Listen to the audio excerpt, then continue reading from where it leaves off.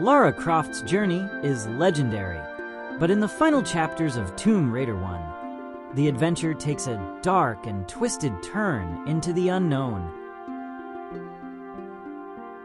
Deep beneath the earth, in the ruins of the lost city of Atlantis, Lara uncovers a secret that was never meant to be found.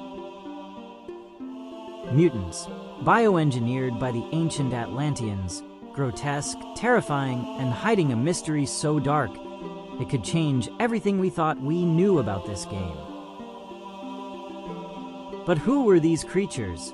Where did they come from? And what was their true purpose? Stick around. We're about to uncover Tomb Raider's most chilling mystery. Don't blink, or you might miss something truly disturbing.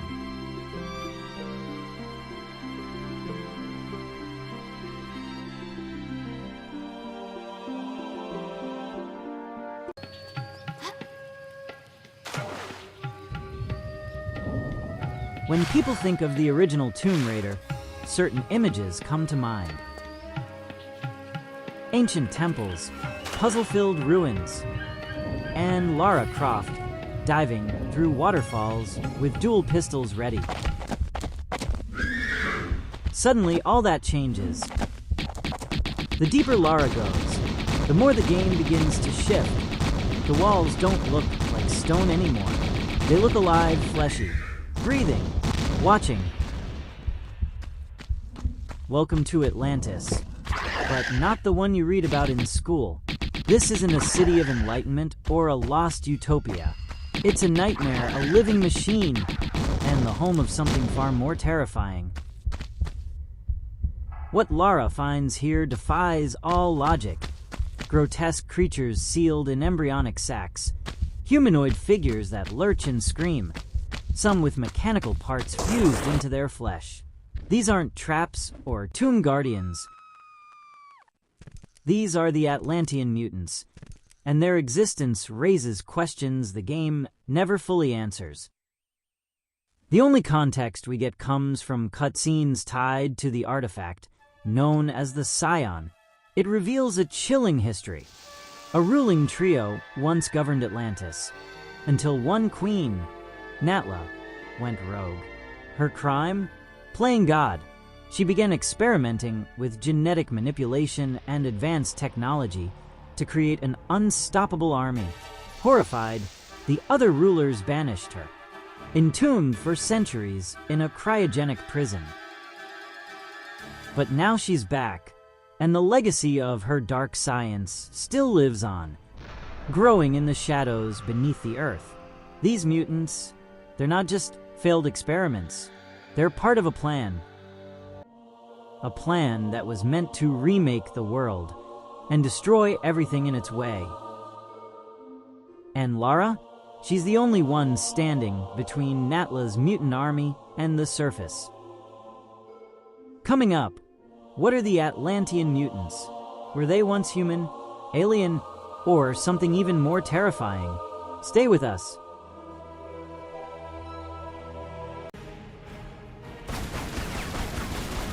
The Atlantean Mutants are unlike anything else in Tomb Raider 1. They're not undead, they're not animals, and they're definitely not human, at least not anymore. You find them inside fleshy, pulsating eggs. They hatch without warning. Some humanoid, others insect-like or completely unrecognizable. Some can fly, others crawl. All are silent until they scream. Their design is terrifyingly biomechanical. Twisted muscle, exposed bone, and glowing machinery embedded in their bodies. It's as if they were engineered, not born. And that's exactly what they are. Engineered, designed for war, created by Natla, using ancient Atlantean technology far beyond anything humanity has seen. With the power of the Scion, Natla didn't just unlock ancient knowledge, she bent biology to her will. She wanted to build a new species, one that answered only to her. But why? Why would she create monsters like these? Was it to conquer? Or were they a defense system for something worse? Here's what we know. The flying mutants resemble prehistoric beasts. Their wings look grown, not built. The centaur mutants combine animal form with explosive firepower, suggesting battlefield design. The crawling torsos are perhaps failed experiments, or maybe scouts, bred to spread and multiply. Each one serves a purpose. Each one is part of something bigger, and none of them speak. They don't reason. They only attack, as if guided by a hive mind or a single queen. And that queen is Natla herself. In the final battle, she transforms, revealing her true form. Not fully human, not fully machine, but something in between. She is the source, the mind behind the mutants, the beginning and the end. So the question remains, where did this technology come from? How did Natla build an army like this thousands of years ago? And what does that say about Atlantis itself? Stick around, because what players have discovered outside the game might reveal the true origin of the Atlantean Mutants, and it's wilder than anything in the official story.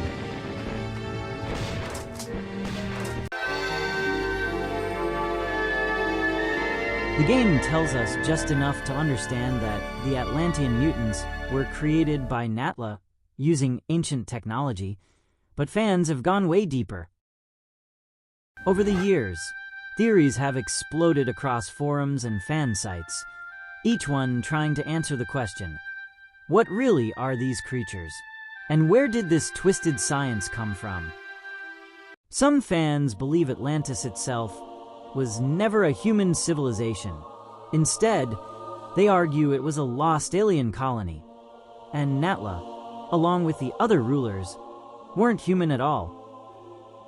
The mutants, they weren't creations, they were descendants. Genetic echoes of an alien race trying to rebuild itself after a cataclysm. That's why the pyramid feels alive.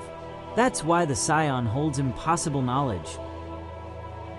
Another theory, the mutants were once Atlanteans, humans chosen to be perfected by Natla's technology. But something went horribly wrong. The mutations are failed ascensions, bodies that couldn't handle the process. If true, this would make the final levels of Tomb Raider not just creepy, but tragic. Every creature Lara kills was once a person, twisted beyond recognition by ambition and science gone mad. This one goes deep. Atlantis was at war, and these creatures weren't just random monsters. They were bioweapons, custom-built species designed to invade, conquer, and eliminate. Winged scouts, ground soldiers, living bombs. Each mutant type had a role. Natla wasn't just a scientist. She was a general preparing for war. And Lara stumbled into the bunker just before it could be opened. One thing's certain, the mutants were never just monsters. They were part of something bigger, a plan, a war, maybe even a resurrection. Do you believe these mutants were failed humans, alien hybrids, or Atlantis' final weapon? Let us know in the comments. We read them all. And if you love game lore like this, don't forget to hit that like button, subscribe, and follow for more deep dives into video game mysteries.